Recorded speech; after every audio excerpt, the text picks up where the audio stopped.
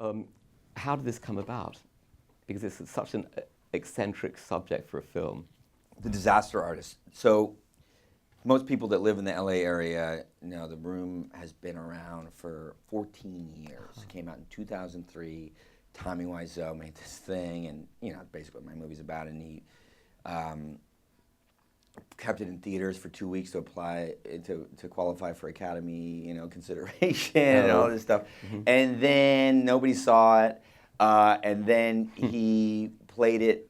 He got Sunset 5 on theater on Sunset Boulevard to play it at midnight on the weekends. And then these film students came and saw it, and then told their friends about it. And then gradually over time, it became this phenomenon. And then, people like some of my friends, Jonah Hill and Paul Rudd and Michael Cera, and would go and see it, and it became this thing. But I didn't catch on to it when it was happening. There was all I really knew about it is there was this billboard with this phone number on it on like La Brea or Highland, and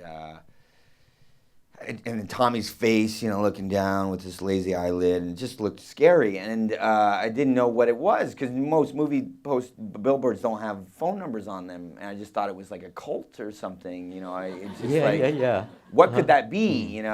And I just sort of blocked it out as like probably just filed it away like, wow, LA is weird, just weird stuff in LA. And then the book, so I had never seen The Room, and then the book came out, The Disaster Artist came out about 4 or 5 years ago. Greg Sestero wrote it with this great journalist named Tom Bissell. And I saw it on somebody pointed it out to me, and I saw it on the New York Times book review, and I got it and just read it immediately. And before I was halfway through, I just knew, you get the hairs tingling on the back of your neck. You're like, this is an incredible story. I love Hollywood stories. Yeah. I love stories about the artistic process. I love stories about outsiders. And here was something that had all of that also had two elements, like I've been talking about all the way through.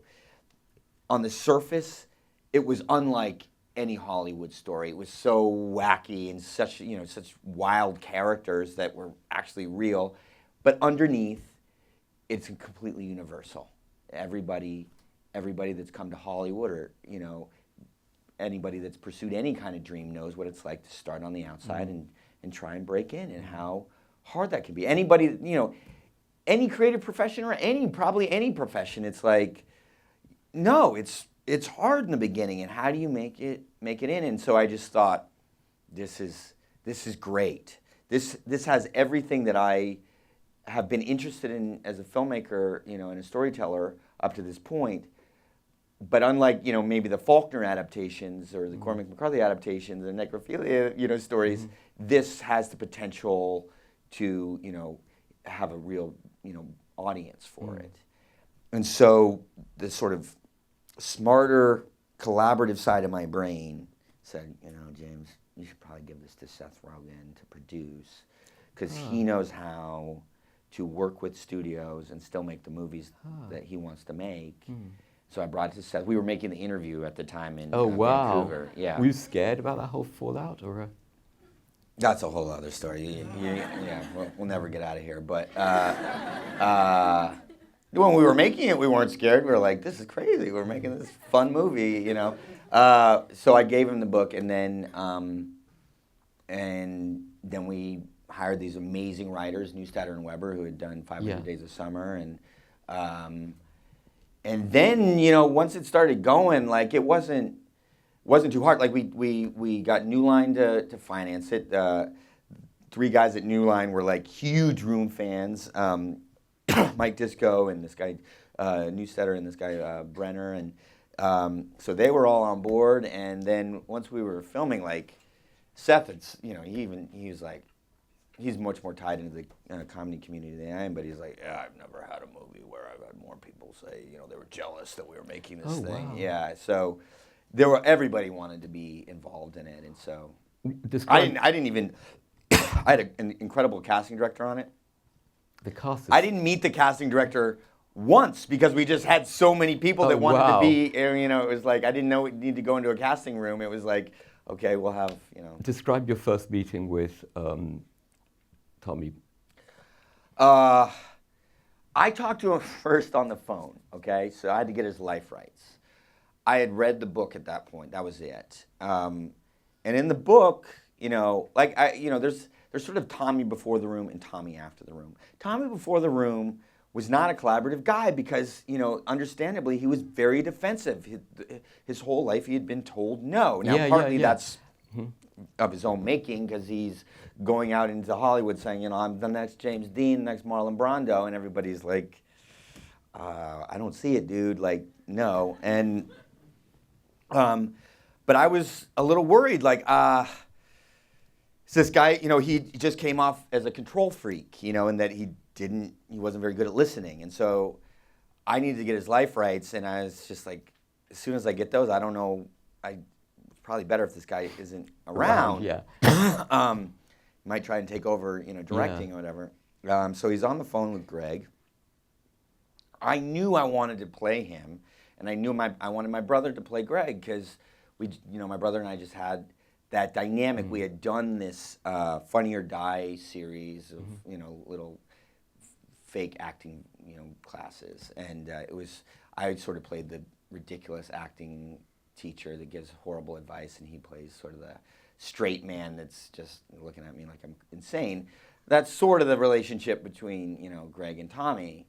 And so I knew I wanted, to play the part and my brother play the other part, but I didn't know how Tommy would feel about that. So I didn't want to put that forward. And,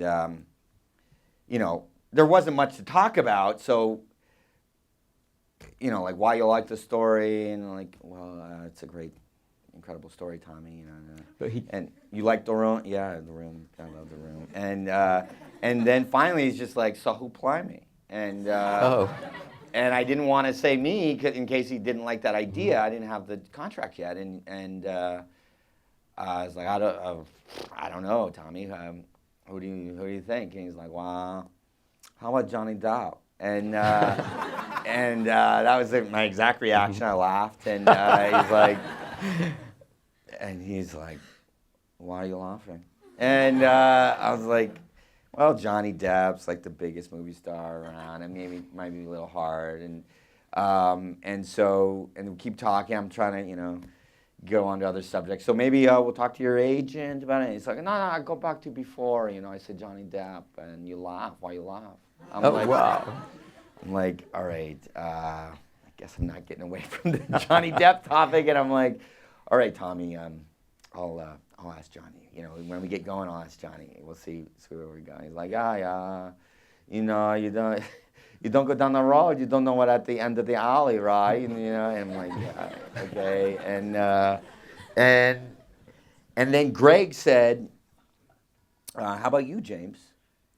And I still didn't know what Tommy was gonna think of it. I guess I sort of knew Tommy was a James Dean fan, but I didn't know that he had watched my movie as James Dean or anything. I learned subsequently he'd watched it many times, and so Greg was sort of, Greg wanted us to, Greg wanted us to do it, and so he was sort of teeing it up, and he's like, how about you, James? And I was like, maybe, it's an idea, and Tommy was like, I've seen your stuff, James, and you do some good things, you do some bad things. Oh, wow. I'm like, thanks, man. It means a lot coming from you. And then he says, yeah, James, maybe I direct you in a movie someday, huh? And I'm like, yeah, maybe, Tommy, yeah, maybe.